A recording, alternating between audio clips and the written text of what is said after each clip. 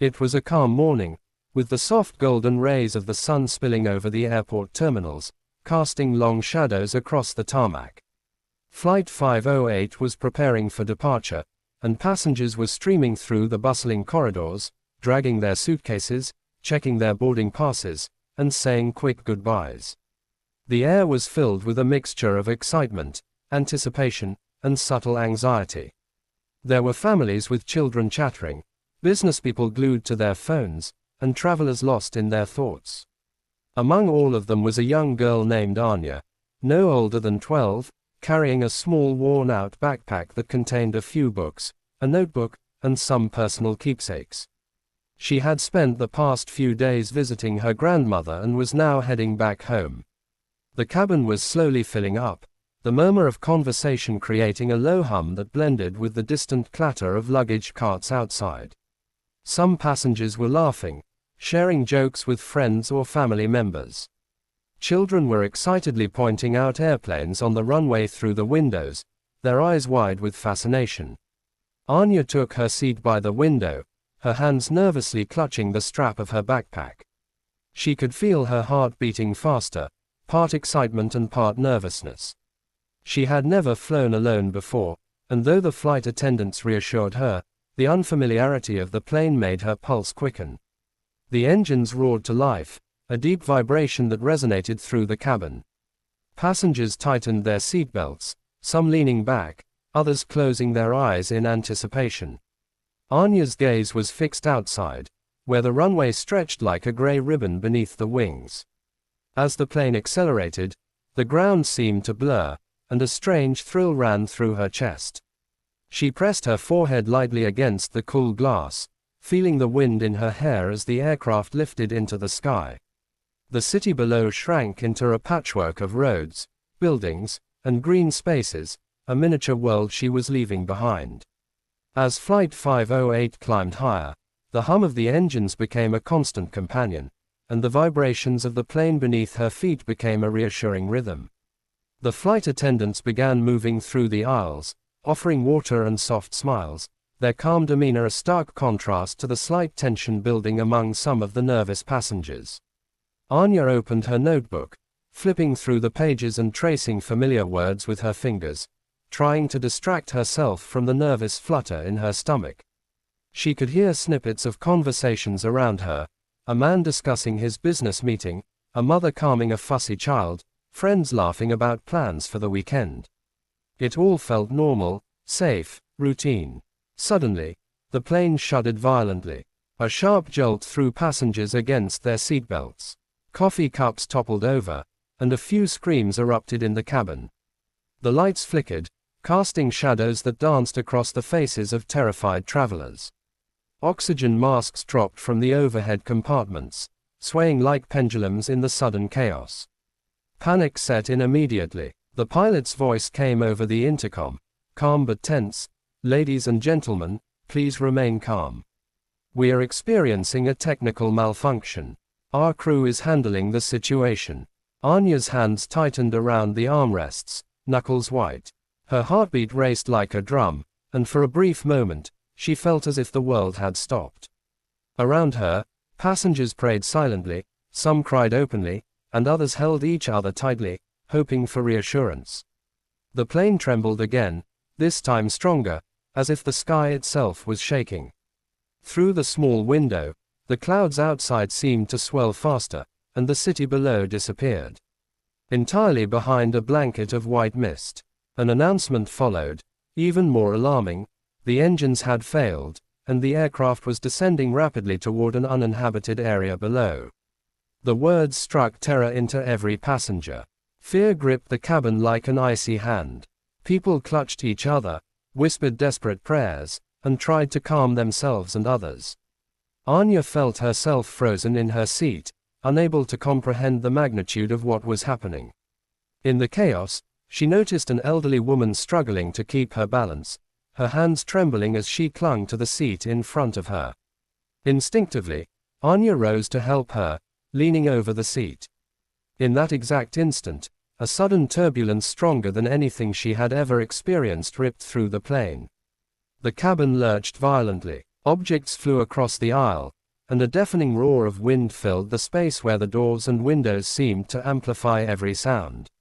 The world turned upside down in a heartbeat. Before she could even process it, a horrifying force threw Aanya toward the open emergency exit.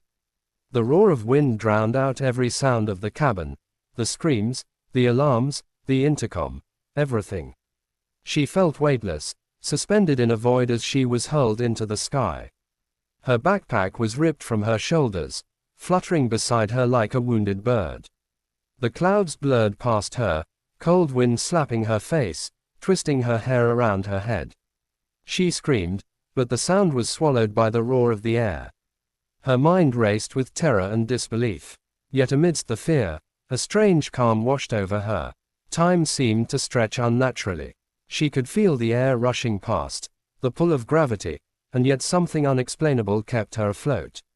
Every instinct screamed panic, but a quiet voice within her whispered that she would survive, that somehow, she was being guided. She looked down through the thin layer of clouds and saw the dense forest approaching far below, a vast expanse of green stretching endlessly. The ground seemed impossibly distant, yet she couldn't stop falling. She closed her eyes for a moment, breathing in the freezing air, clinging to some fragment of hope that defied logic. Her mind flashed through her life in rapid succession. Her grandmother's warm embrace, her mother's laughter, her favorite stories, and her dreams yet unfulfilled. And then, almost like a blink, the chaos of the plane faded from her memory. All that remained was the terrifying yet surreal experience of falling through the sky, suspended between life and death. The dense forest stretched endlessly below, a sea of green treetops swaying gently in the morning breeze. Anya's body hurtled downward, the wind tearing past her ears and hair, her limbs flailing as though seeking something solid to cling to. Every instinct screamed panic, yet amidst the chaos, there was a surreal calm. She could feel each gust of air lifting and tossing her in unpredictable ways, and somehow, against all logic, she was not torn apart. Branches reached out to meet her like the fingers of some benevolent giant, breaking her fall again and again. Each collision was jarring, yet none inflicted fatal harm. Leaves shredded and twigs cracked under her weight, but with every bounce, she felt a faint reassurance, as if the forest itself had decided to protect her. The first impact was with a high branch, snapping under her weight but slowing her descent slightly. Her arms instinctively clutched the branch, and her body twisted midair to avoid being flung into another. The next branches followed in a chaotic chain, leaves brushing against her face, cutting her skin slightly but cushioning her impact. Time seemed to stretch unnaturally. Seconds felt like minutes. She could feel every nerve, every heartbeat, every inhalation of the cold, thin air. The ground was approaching, but somehow, the violent dance of branches and leaves was buying her life. She remembered the roar of the engines, the panic in the cabin, the screaming passengers, and the sudden lurch that threw her out. The memories collided with the present, but the fear no longer overwhelmed her. It was replaced by a strange mixture of awe and disbelief. She had fallen from an airplane, thousands of feet above the earth, and yet here she was, suspended by branches, leaves, and some miracle she could not explain. The forest seemed alive around her, moving, bending, and yielding just enough to prevent catastrophe. Her backpack had torn away, spilling some of its contents into the trees. Books and papers fluttered like birds, carried by the wind in different directions. For a moment, she felt a pang of sadness, her diary, her precious notebook filled with memories, scattered and lost. But survival had eclipsed everything else. She focused on her breathing, controlling panic with every inhale and exhale, realizing that staying calm was the only way she might endure the next few seconds, which felt endless. Finally, the trees began to thin. She bounced off the lower branches, twigs snapping, leaves scratching her face and arms, but the forest floor drew closer. Moss and soft undergrowth cushioned the final fall. She landed hard, rolling instinctively, and felt the impact absorbed by the thick, damp carpet of green. Pain shot through her arms and legs, bruises already forming, but she was alive. She lay there for a moment, chest heaving, heart racing, unable to comprehend the enormity of what had just occurred. The sunlight filtered through the canopy above, casting dancing shadows across her face. The forest was eerily quiet now. Birds that had scattered during her fall were beginning to return, their chirping tentative, almost curious. Aanya tried to stand, her legs shaking violently, but found she could barely support her weight.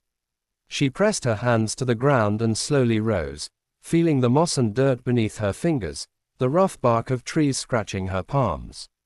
Her clothes were torn, her hair a tangled mess, and her small body was covered in scratches and bruises. Yet, she was alive. That realization hit her with both relief and disbelief. Hours seemed to stretch into an eternity as she moved cautiously through the forest. She stumbled over roots and rocks, following some distant hope that rescuers would come. Each sound, branches snapping, leaves rustling, made her flinch, thinking she might have imagined the peril she had survived.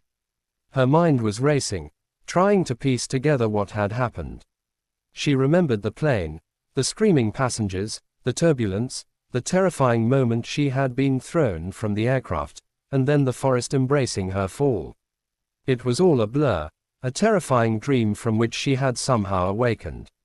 In the distance, she heard a faint, rhythmic sound, voices calling, footsteps crunching on leaves. Her heart leaped. She waved her arms frantically, shouting for help, her voice hoarse and strained. The forest seemed to respond, as if the echoes carried her message forward. Moments later, figures emerged between the trees, wearing bright jackets, carrying medical kits, radios, and stretchers. Rescue teams had arrived, guided by the emergency signals from Flight 508. Their shouts grew louder, and Aanya stumbled toward them, relief and disbelief flooding her senses.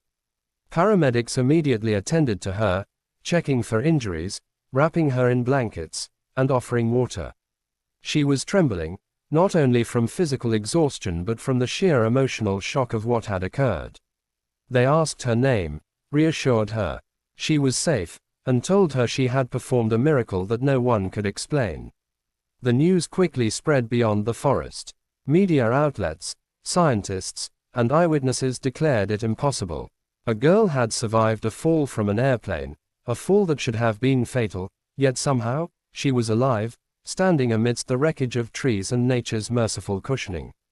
As she was escorted to safety, Aanya looked back at the forest, its dense canopy now peaceful and silent. She thought about the strange calm she had felt while falling, the invisible force that seemed to guide her, and the branches that had broken her fall. She realized that survival had been a mixture of luck, instinct, and perhaps something more, something inexplicable that defied human understanding. The thought was humbling and awe-inspiring.